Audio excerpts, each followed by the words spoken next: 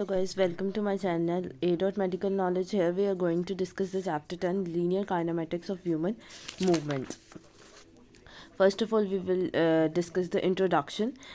Kinematics होती क्या है, जहाँ पे हम फॉर्म किसी भी मूवमेंट का पैटर्न, उसका सीक्वेंस टाइम के मुताबिक देख रहे होते हैं, मतलब वो किस फॉर्म में अकर हो रही है, उसका पैटर्न क्या, उसका सीक्वेंस क्या है, उसे हम काइनेमेटिक्स कहते हैं। जैसे कि आप समझने के लिए, कॉन्सेप्ट लेने के लिए देख ले कि बॉल को आप थ्रो करें हॉरिजॉन्टली, वो हिट करे ग्राउंड को सेम टाइम पे, और जो बॉल ड्रॉप की गई है फ्रॉम द सेम हाइट, वो किस तरह दोनों ही एक टाइम पे गिरेगी। जैसे कि जेवलिन होगा, उसको हम किस एंगल पे थ्रो करें कि वो अपना मैक्सिमम डिस्टेंस, जो इस तरह करके हम फेंकते हैं कि मैक्सिमम डिस्टेंस जो है वो अचीव कर सके। ठीक है, now we are going to discuss the linear kinematics of quantitative quantities. क्या होती है, मतलब लीनियर काइनेमेटिक्स होती क्या है।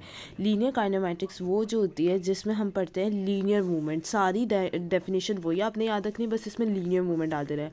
मतलब फॉर्म्स, पैटर्न और सीक्वेंस ऑफ मूवमेंट, तीन चीज़ें इसमें पढ़ते हैं, फॉर्म्स, पैटर्न और sequence of movement with the respect of linear movement के जो विदाउट मतलब लीनियर मूवमेंट के रिस्पेक्ट से थ्रू टाइम। ठीक है, जो लीनियर मूवमेंट हो रही है उसके रिस्पेक्ट से जो पढ़े वो लीनियर काइनेमेटिक्स है।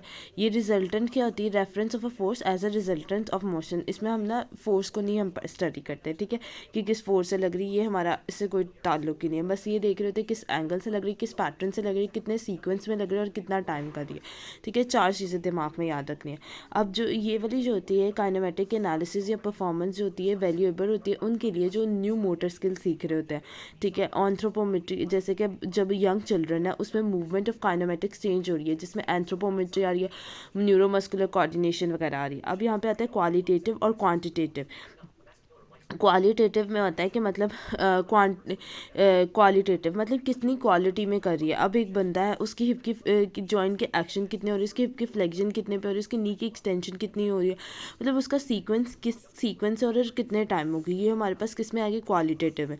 और क्वांटिटेटिव में हम ये पढ़ेंगे कि फिज़िकल थेरेपिस्ट जो होता है ये मैयर कर रहा था उसकी रेंज ऑफ मूवमेंट को, जब भी कोई इंजरी वगैरह होता है कि, और मैयर कर रहा था कि कितने एक्सटेंड पे जो है वो रेंज अपनी एक्सरसाइज को कंप्लीट करने में आ रहा होता है। और अक्सर औकात जो होते हैं हमारे पास कोच जो होते हैं वो मैयर कर रहे थे एथलीट की परफॉर्मेंस को, कि कितनी ये लॉन्ग जंप कर रहा है, ये शूट अप पुट कितना कर रहा है, ये भी हम क्वान्टिटेटिव असेसमेंट में लेते हैं। Then we move toward the, इसके ये एग्जाम्पल्स हैं, ये बस आपको उन्होंने बेसिक कॉन्सेप्ट देने की कोशिश की, और वो जो मैं जितना पढ़ा रही हूँ दैट वाज अनफ। ठीक है, डिस्टेंस की बात कर लेते हैं। डिस्टेंस जो होता है ये लेंथ ऑफ अ पाथ होती है, और ये स्केलर क्वांटिटी होती है, इसकी डायरेक्शन हमेशा चेंज हो रही होती है। ये हमने एफएससी और मैट्रिक लेवल पे भी पढ़ा हुआ है। इसका यूनिट क्या होगा, लेंथ होगा। मैट्रिक सिस्टम में इसको हम मीटर्स में मेजर कर रहे होते हैं। ठीक है, लीनियर डिस्प्लेसमेंट की बात कर लेते हैं। लीनियर डिस्प्लेसमेंट में ये आपने 2 पॉइंट इन्होंने लिखे हुए कि पोजीशन 1 है, पोजीशन 2, इसे इनिशियल कहेंगे डिस्प्लेसमेंट, इसे फाइनल डिस्प्लेसमेंट कहेंगे। और डिस्प्लेसमेंट हमेशा जो होता है शॉर्टेस्ट डिस्टेंस हो रहा होता है, वेक्टर हो रहा होता है, और सिंगल डायरेक्शन इसकी आ रही होती है with the respect of time. ठीक है, मीटर जो होता है ये most common international unit of length होता है विच इज़ मेट्रिक सिस्टम होता है। और लोकेशन और डायरेक्शन ऑफ डिस्टेंस, फिर इनिशियल फाइनल वेलोसिटी, ये डेफिनेशन लिखी है, ये देखिए, ये स्केलर क्वांटिटी मैंने अभी आपको बताया, और ये वेक्टर क्वांटिटी, ये सारी बातें मैंने अभी आपके साथ शेयर कर दी हैं। अब ये इंपॉर्टेंट बात आ जाती है जो कि एमसीक्यूज़ में भी आ सकता है, distance cover by distance may be equal. Distance और डिस्प्लेसमेंट जो होती है ना ये दोनों इक्वल हो सकती है, ठीक है, किसी भी मूवमेंट के लिए। लेकिन जो होता है वो डिस्टेंस हमेशा डिस्प्लेसमेंट से ग्रेटर हो सकता है। डिस्टेंस डिस्प्लेसमेंट से ग्रेटर हो सकता है, लेकिन डिस्प्लेसमेंट कभी भी डिस्टेंस से ग्रेटर नहीं हो सकती। ठीक है, ये एमसीक्यूज़ के लिए आपने बात याद रखनी है। ठीक है, then move toward the speed and velocity. Speed हमारे पास क्या होती है कि हमारे पास change in the rate of, देखिए लीनियर वेलोसिटी भी आप एक दफ़ा डेफिनेशन देखते हैं कि rate of change in a metre location में जितना जो रेट ऑफ चेंज आया उसे हम लीनियर वेलोसिटी कह देते हैं। अच्छा जी, स्पीड हमारे पास क्या होती है, एक स्केलर क्वांटिटी जो डिस्टेंस कवर किया होता है उसको हम टाइम से डिवाइड कर देते हैं, वो हमारे पास स्पीड आ जाए। स्पीड जो एक स्केलर क्वांटिटी है। फिर वेलोसिटी जो होती है rate of change in the position आ रहा था विद द रिस्पेक्ट या डिस्प्लेसमेंट ओवर टाइम आ जाता है। ठीक होगा, ये वेक्टर क्वांटिटी होती है। देन उसके बाद आपने ये देखें, वेलोसिटी आ गई पोजीशन 1 पोजीशन 2 टाइम 1, और यहाँ पे भी delta T over delta T आपने कह देना। vector quantity again, if the direction of motion is positive, it is said to be positive, और direction is negative, velocity is said to be negative. velocity positive और negative कब होती है, जब 2 में 4 ऐड करेंगे इंक्रीज हो रही है तो ये velocity जा रही है पॉजिटिव। ठीक होगा, then we will move towards the next topic, unit speed और वेलोसिटी का वो लेंथ होता है और यूनिट ऑफ टाइम डिवाइड कर देना से हमने टाइम के साथ, तो हम we will get a metre per second. ठीक है, इन दोनों का कॉमन यूनिट होता है स्पीड और वेलोसिटी के मीटर पर सेकंड और किलोमीटर पर सेकंड। यूनिट ऑफ स्पीड और velocity always length divided by time करना होता है इसमें।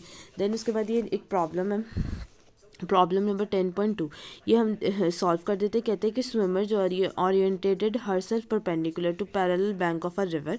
ठीक है, ये swimmer parallel bank of river के अकॉर्डिंग टू वो वॉक कर रहा है। वेलोसिटी उसकी 2 मीटर सेकेंड है। वेलोसिटी ऑफ अ करंट जो है वो कितना है 5, मतलब वेलोसिटी ऑफ जिससे वो स्विम कर रहा है वो कितनी है 2 मीटर पर सेकेंड, और जो वेव्स का करंट है वो 0.5 है।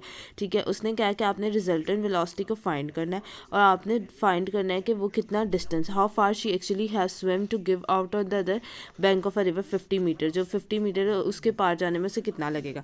सबसे पहले आप मतलब इससे आपने इसने क्या रिजल्टेंट निकाला और आपने उसका डिस्टेंस फाइंड करना है। रिजल्टेंट निकालने के लिए पाइथागोरस दे रहा है hypotenuse plus B is equal to B square plus perpendicular, ये करना है। इसमें उसने कितना दिया हुआ है आपको 2 मीटर पर सेकंड 0.5, इसका पहले आपने स्क्वायर ले लेना है। ठीक है, स्क्वायर लेने के बाद फिर स्क्वायर रूट लेना है और देन सॉल्व करेंगे। देन एक एक स्टेप को सॉल्व करेंगे तब आपके पास 2.06 आएगा, क्योंकि ये सिर्फ आर आ रहा है, आर का स्क्वायर नहीं आ रहा। ठीक है, देन उसके बाद आपने इसके लिए आप कैलकुलेट करना है कोजीन को यूज़ करके आपने आर को निकालना है। आर कोजीन अल्फ़ा 2 मीटर पर सेकेंड, आर जो हमारे पास जो हमने निकाला वो कितना है 2.06, कोजीन अल्फ़ा 2 मीटर पर second. Alpha as it is रहा। ठीक है, कोजीन इधर आ गया और ये जो 2 ये जो है ये इसके नीचे आके क्या होगा डिवाइड हो जाएगा। जब इसको आप एक एक करके सॉल्व करेंगे, पहले इसको डिवाइड करें देन उसका कोजीन लें, तो फिर आपके पास 14 आ जाएगा।